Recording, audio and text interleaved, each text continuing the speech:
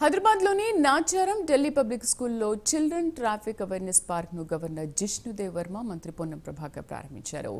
తెలంగాణ ప్రభుత్వం మొదటిసారిగా ట్రాఫిక్ అవగాహన కార్యక్రమాన్ని ఏర్పాటు చేసింది. కార్యక్రమంలో రోడ్డు భద్రత, ట్రాఫిక్ రూల్స్ ని తెలుసుకునేలాగా పార్క్ను ఏర్పాటు చేశారు. కార్యక్రమంలో ట్రాఫిక్ రూల్స్, రోడ్ సేఫ్టీపై స్టూడెంట్స్ ప్రదర్శన నిర్వహించారు.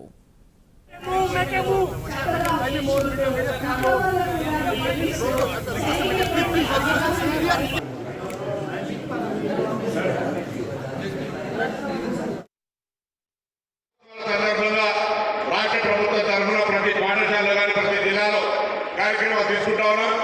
సమాజంలో బాధ్యత కలిగిన ప్రతి ఒక్కరు ఈ యొక్క భద్రత పట్ల చూపెట్టి ఒక ప్రాణాన్ని రక్షించడం అనేటువంటి ఒక తృప్తి కలిగే విధంగా సమాజంలో నాకు బాధ్యత ఉన్నటువంటి ప్రతి ఒక్కరు ఈ రోడ్డు భద్రత, ట్రాఫిక్ నిబంధనలు పాటించేటప్పుడు భాగస్వాములు కావాలని తెలంగాణ రాష్ట్ర రవాణా శాఖ పక్షాన ప్రతి ఒక్కరు విజ్ఞప్తి చేస్తూ ఇక్కడికి వచ్చిన పిల్లలు ఎలా మీరు ట్రాఫిక్ రూల్స్ పాటిస్తామని, మీ ఇంటికి వెళ్ళిన తర్వాత మీ పెద్దలందరితో కూడా ట్రాఫిక్ రూల్స్ పాటిస్తామనేటువంటి ప్రతిజ్ఞ చేయించాలని సందర్భంగా కోరుతూ ఈ కార్యక్రమానికి సహకరించి నేను తీసుకున్న నిర్ణయాన్ని మొట్టమొదటిగా మా జిల్లా బిడ్డ సోదరుడు కొమరన్న గారు, అదేవిధంగా మేడం పల్లవి గారు ఈ రోజు ఇక్కడ ఈ కార్యక్రమాన్ని ఒక ట్రాఫిక్ అవేర్నెస్ పార్క్ ఏర్పాటు చేసిన సందర్భంగా వారికి ధన్యవాదాలు తెలియజేస్తూ ఈ కార్యక్రమం ప్రారంభం కాదు, ముందుకు కొనసాగుతూ కనీసం రోజు 20 మంది నుంచి చనిపోయే సంఖ్యను ఎంత తగ్గించగలిగితే అంత తగ్గించడానికి జరిగే ప్రయత్నంలో సమాజంలో అందరూ సహకరించాలని మరొకసారి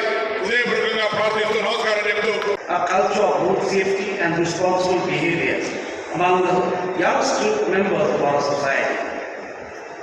At the outset, I extend my heartfelt congratulations to DPS School, UNICEF and TRACS NGO for hosting this remarkable initiative. And I was talking to the Honorable Minister and on the stage, and he told me a very valuable thing, which I must repeat on the mic.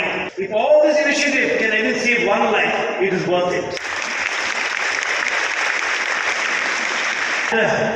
When I arrived here, I could see the park.